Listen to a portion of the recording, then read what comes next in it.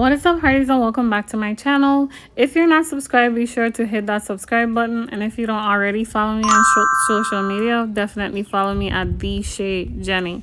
Many of you have been commenting that rice water has caused your hair to be dry, hard, or brittle. In this video, I will be sharing with you some tips and how to help you with that.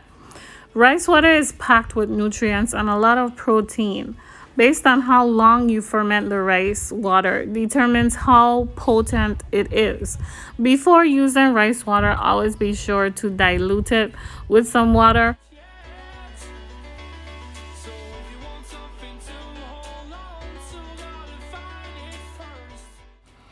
Okay, so I normally let my rice water ferment for 2 to 5 days. It all depends on what the weather is like. If it's super hot, then I'll probably let it ferment for about 2 days. But if it's nice and cool, and I'm storing it in a cool place, it could ferment for a week, sometimes 2 weeks, and be perfectly fine to use. Like I said, however long you ferment it, it determines how strong it is. So if you're just starting rice water, be sure to dilute the rice water before applying it to your hair. Another key factor is what type of rice you are using. You could pretty much use white rice, brown rice, basmati rice, jasmine rice to do rice water. So far, I've had such great experience with jasmine rice, so I've pretty much been using jasmine rice. I did use some black rice for a period of time, but jasmine rice is my ultimate favorite. If you're deciding to do some orange peels in your rice water, make sure you're not putting too much of the white part from the orange because it tends to go into the water and then you have to kind of like strain it out. So try not to put too much of the white stuff if you're using orange peel. After I do my rice water, like after I've left it to ferment, I like to add essential oils to it. I think that helps a lot.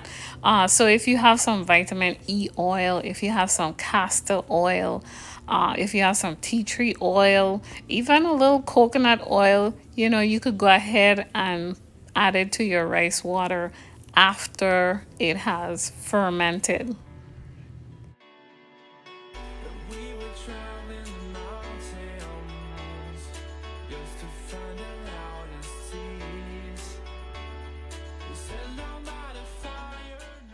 Okay, so you can apply rice water after your shampoo, or you can apply rice water before your shampoo. Here's how to do it. If you're applying the rice water prior to your shampoo, you can go ahead, apply the rice water in your hair. Let it sit for 20 to 30 minutes and then apply your shampoo. I'm going to tell you guys exactly what type of shampoo to use because you may not know that you're using a protein-filled shampoo. So I'm going to tell you guys exactly what kind of shampoo to use after applying rice water, after doing your rice water treatment. To avoid protein overload, use moisture-based leave-in conditioners. Avoid conditioners and shampoos that say strengthening. Also, shampoos and conditioners that contain proteins, amino acids, sulfates, parabens. Another solution is after using the rice water treatment, use a clarifying or a cleansing shampoo to get rid of the excess protein on the hair, followed by a moisturizing conditioner. Always be sure to seal your hair with oil after applying your moisturizing conditioner. If you're using a leave-in conditioner, seal it in with oil. Another thing that I've been seeing a lot of people doing is like putting rice water in their hair overnight. Like That's like a recipe for disaster, because you have a protein treatment and you're leaving it in your hair for an extended period of time. Rice water is a treatment. It was not meant to stay on your hair for days or weeks or overnight. 20 to 30 minutes on your hair is more than enough. Sometimes I leave it in for an hour, and that's not bad. But 20 to 30 minutes is all you need.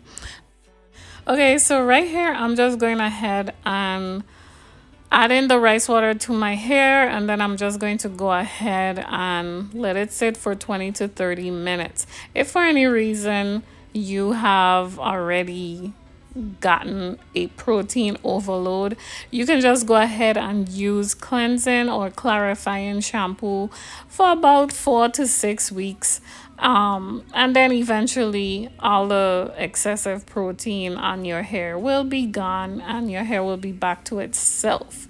Okay, when starting rice water treatment, take it one step at a time. You can always do a test area just to see how it reacts to your hair. Always dilute it first, because you don't want to, your hair is not used to it. So you don't want to just apply something really strong to your hair. Let your hair get used to it, get accustomed to it. And not try to do it too often. Once or twice a month is more than enough. Okay, do not overuse this treatment. That's not what it's meant to do.